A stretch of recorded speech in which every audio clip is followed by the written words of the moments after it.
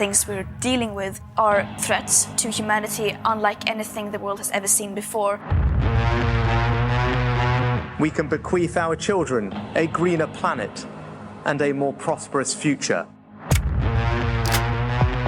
That's what climate change is about. It is literally, not figuratively, a clear and present danger. If unprecedented changes are not made and made soon, there will be irreversible damage to the planet. Zero Carbon Eastall. Hello and welcome to Zero Carbonista Series 5, Just Stop the Tories. This is your go-to podcast for all matters environmental. If it's green, it is in. And I said this last week, Dale, the title, Just Stop the Tories, which I know you wanted to squeeze that sucker in there as prominently as you could. It's almost as if it was like a wish and the political fairies have come down and granted it for you, because is it looking that way? It is. I think we've been helped massively by the Tories themselves in that respect. I was talking to the FT this week, and off the cuff, I just said to them, look, the Tories have had 14 years of rope with which to hang themselves, and they've done a pretty good job.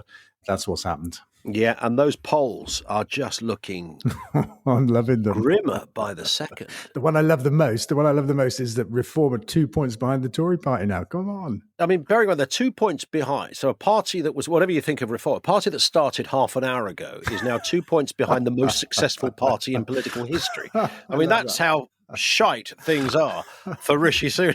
I love it. And of course, Farage parachuted back into the fray this week, didn't he? Pushed Tice aside, resumed the leadership of the party, and is standing in Clacton. I mean, wow. I'm never going to eat as much popcorn in my life as I do this month. Do you know what? Not to in any way undermine the seriousness and the profound nature of D-Day and the commemorations. I get all of that. But I would imagine Rishi Sunak standing there in Normandy on the beach is probably thinking, come on. I'm being battled here in a pincer movement. I've got the Labour Party over there. I've got the Reform Party over there. I've got a lot of military people around me. Maybe I can get some advice while I'm here. He's got Farage biting at his ankles. And I saw something brilliant on social media just now. It was in France, part of the commemorations of the D-Day landings. British paratroopers dropped into the country by parachute, landed, and immediately walked up to a little table in the middle of a field run by customs officers and were seen fumbling for their passports, because that's how we live now. We're not allowed to just turn up in Europe. It was extraordinary, wasn't it? They actually had those tables that you have at Fates that you put the tombola on.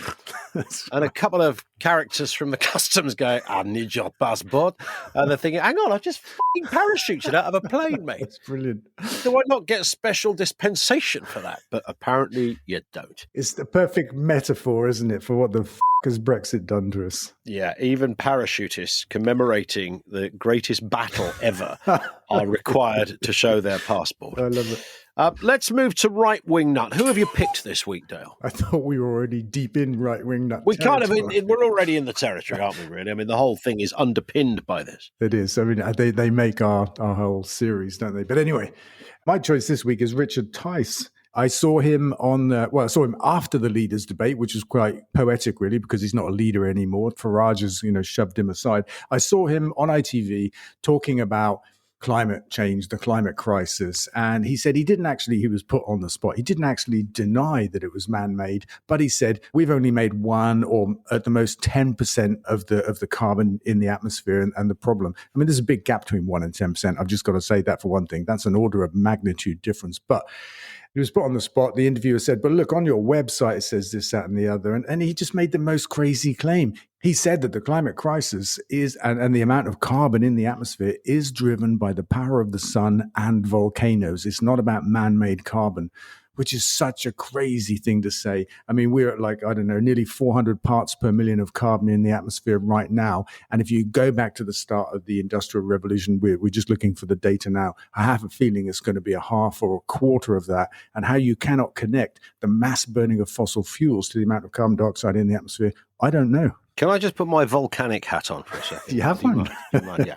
It's like, okay, I'm a volcano. We spew out a ton of shit on a annual basis, are you saying that us volcanoes are not causing any damage? I'm saying that in the last 200 years, it hasn't got more sunny or more volcanic or whatever you might want to, whatever the right term for it is. We haven't had more eruptions and more sunshine in the last 200 years. But what we have done is burnt a shitload more fossil fuels. I mean, like loads more, because we didn't burn them before that.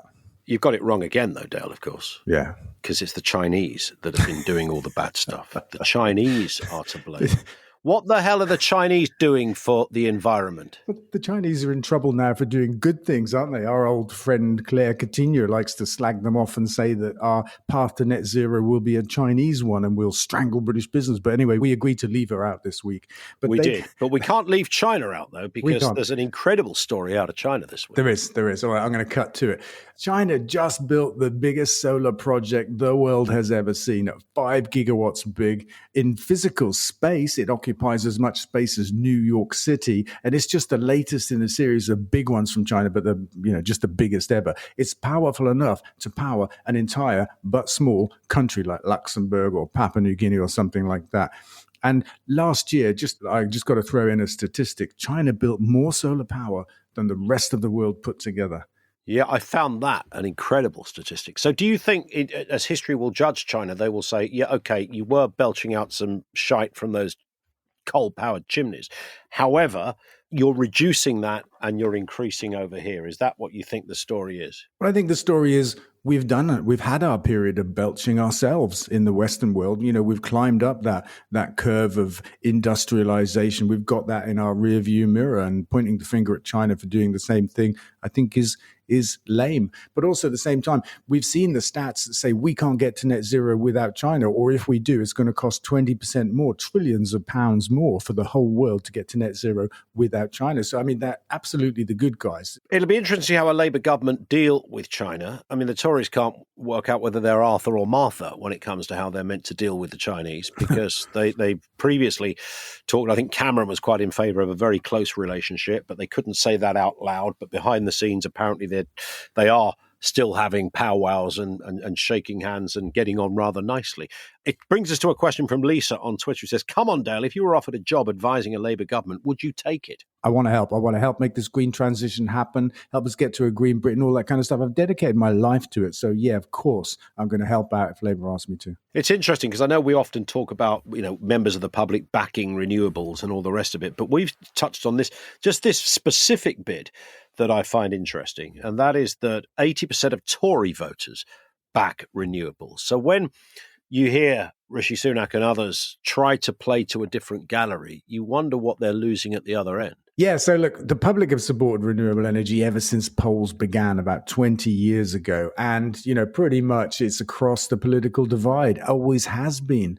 So this is not kind of new news, but you'd think Sunak was aware of this when he swerved, hard to the right to try and grab a few reform votes with his anti-green rhetoric from last autumn. But what's interesting here for me is that what Sunak said and is doing since autumn last year with his kind of, green U-turn is exactly the same as Cameron did 10 years ago when he was prime minister, when he said he was going to cut the green crap. And he banned onshore wind and he pulled support from solar and a couple of other things. And he did it for the same reason as Rishi Sunak, or same argument. He said, we can't afford it. We've got to slow down. It's adding to the cost of living, blah, blah, blah. Tomorrow, we're putting out a new report that looks into the actual cost of cutting the green crap. We've calculated what would have happened had Cameron not done what he did, how things would be for Britons right now, what our energy bills would have looked like in 2023, which is the last full year that we have available to us. And, the figures are shocking. And Sunak is simply repeating history. He's saying the same things as Cameron. He's threatening to do the same things as Cameron. In fact, he hasn't undone any of Cameron's steps. They're still with us. And it's an enormous sum of money that Cameron has cost us with his cutting the green crap. Well, on that point, are the Labour government the people to deal with this either? Because Michaela on Facebook says, are you really suggesting people shouldn't vote Green? We're the only people that will make Labour keep their promises. Well, we've talked about this before, haven't we? Yeah, we have. I know your reasoning behind it, but it's a question that does intrigue people. Yeah, well, look, firstly, the first part of the question, I do believe that Labour are the people to deal with this. They get it. They will unban onshore wind, for example, on day one. That's what they've said they will do. And that is the biggest single cost that Cameron has imposed on us, £5 billion last year because of his moves to ban onshore wind 10 years ago. As for whether to vote Green or vote Labour, my logic is like this. With Labour, we have a chance to have the greenest government we've ever had by a very long way. Now, people can vote Green, of course, but they won't get a greener outcome. And the idea that as many as 4, which is the target of the Green Party, 4 MPs will hold Labour to their promises, that's for the birds. That's not going to happen. But in a lot of constituencies, the Green vote could make the difference between Labour and the Tories. And we can't be certain that Labour will win. We shouldn't be complacent about that. We can't be certain the majority will be big enough for the big changes they need to make. And my argument is to would-be Green voters, in this election, lend your vote to the Labour Party. Give them the benefit of your doubt and judge them at the next one. Give them 5 years to make the big green changes they say they will make and that we desperately need. It's the only chance we have to get those changes. We won't get it from 2 or 3 or 4 Green MPs. And this comes from Nigel, who says, I was delighted to see recent giant wind turbines built near Wareham in Dorset. On the same road, though, there are stickers on roadsides saying, no giant wind turbines. They've been there for a few months. I think, however, I thought they were banned. It's a good point. The onshore stuff, what is the deal there? Are they all banned? Some of them banned? Yeah, I mean, they are banned. I mean, immediately I'm thinking to myself, well, it shows you stickers don't work, right? The stickers are shit in this example, right? Stickers are rubbish. No, I don't know if these windmills were consented before Cameron's ban. I don't know why it took them so long to build them in that case. But as far as I know, no new windmills have got planning consent since Cameron did that. Wow. So everything you see, when you see those turbines in the hills and the like, they have been there pre-Cameron. Well, slightly post-Cameron. We built one, it might have been 5 years ago, project 5 years ago, that had planning when Cameron did what he did. Sometimes things take a bit longer than you hope they would. Yeah, there's been nothing new to get planning and get built that I'm aware of. And because, the bar has been set so high, it's not been a literal ban. They've just made the rules so tight that if even one person objects, and it sounds like from all the stickers, a lot of people objected, if even one person does, then you don't get planning permission. Let's talk food. The M&S boss reckons vegan sausage trend might have peaked. Are we at peak sausage, Dale Vince? Well, we might be, but in other news, GB News reckons vegan sausage rolls are surprisingly close to meat ones. So I think we might get a new peak now, because obviously GB News is such a widely viewed show. Millions of people are watching it, and apparently they taste this vegan sausage. Don't laugh. they taste this the vegan sausage. That was in a parallel universe for a second. But if either of their viewers are listening to this, what do we say to them? I just got to say this because it says here on my sheet, and many of its hardened staff preferred the vegan sausage. I mean, sausages and hardened staff, they don't go well together. I don't know who wrote that. I don't know. Obviously, somebody who used to write the Carry On movies, I would suggest. Yes. Here's a question. We'll come back to food for a final point in a moment. But Zoe says, I saw that UEFA held the Champions League final in London between teams from Germany and Spain. Why not hold it in one of those countries to reduce the climate impact? That wasn't lost on me either. I know there are kind of bureaucratic reasons in football terms for it, but it's a fair point. Well, it is. I think the thing to take into account is that it's a European-wide competition, and until very close to the final day, it's not known who's in the final and therefore which countries they come from and therefore where's the best place to play it. This year was way better than the time very recently when it was held in Azerbaijan or somewhere like that, which is not even Europe. No, and it was just held in someone's back garden, I think, wasn't it? It was like I don't know. Shocking. Don't know. But the logic there... The fella had a big field out there. But the logic there must have been about money. They must have been paid to host it there. I mean, on the subject of sponsorship, if there's time just to squeeze this one in, I mean, sponsorship in football, I've been banging on about it for a little while. It took a war in Ukraine for Gazprom to get kicked out of European football competitions as a sponsor. We've still got Coke and McDonald's and people like that in there. The UN this week came out and said that we should ban advertising for fossil fuels. I thought, yes, absolutely. Brilliant. Not just to football, but completely. Correct. Yes, I noticed that as well. I think that's going to be the direction of travel.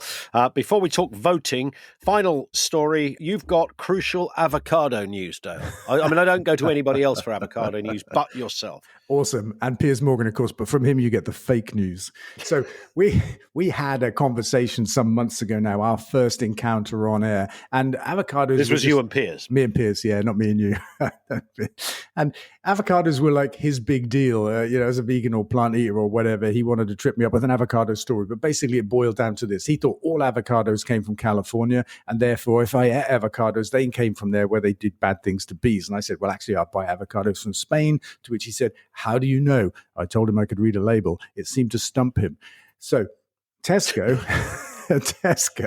are planning to cut out millions of those plastic labels. What am I going to do? No worry. They're going to use lasers to etch the source of the avocado into the skin. So Piers, if you're listening, and you're probably not, you can read where your avocado came from on a label on the skin or in a laser etching on the skin if you shop in Tesco's. It's tattooed avocados all round, kids. What's not to like? Listen, over the next few weeks before we go to the polls, we're going to be doing a couple of special voting podcasts about voting and the crucial nature of it. But let's just give us a taster here, because you've actually launched a couple of campaigns this week. Yeah, so back last summer when I pivoted away from backing Just Stop Oil to Just Stop the Tories, basically, figuring it was the only way we could really stop oil, we conceived of this campaign, Just Vote. And the message to people is that, like, it's a superpower. This is aimed at young people, 3 million of whom won't have voted ever before because they weren't old enough. And then the millions and millions who could vote but just can't be bothered or whatever. In this election, they're going to find it harder than ever because of new voter suppression rules that the Tories have brought in. And so we've launched a campaign. We launched it on Monday to reach out to people. We're working with Saatchi and Saatchi, who are the hard men creatives of the Tory party in the past. You'll remember the big posters, Labour isn't working and stuff like that. We're working with them. We've got some great concepts, crash the party, voting as hot as that kind of stuff. You can find it online if you do a quick search, hopefully, because we've had some issues with Google. And it's a campaign that we just got cracking with, and we've got the music industry involved, all kinds of stuff to say about that, but I don't think we've got time this week. A couple of specials on their way up until July the 4th on Crash the Party and Hot AF, which I think is what your nan says. Yeah, my nan says it that way around. Yours, she says hot as She does. She doesn't give a shit. You know what she's like. Listen, Dale, we will speak in a week. Fabulous. That, of course, is it for this episode. Don't forget to follow the podcast so that you get each one automatically. Really important. Follow Dale on social media, facebook.com/DaleVince, twitter.com/DaleVince. And here's the great bit, on TikTok too. Gotta love it.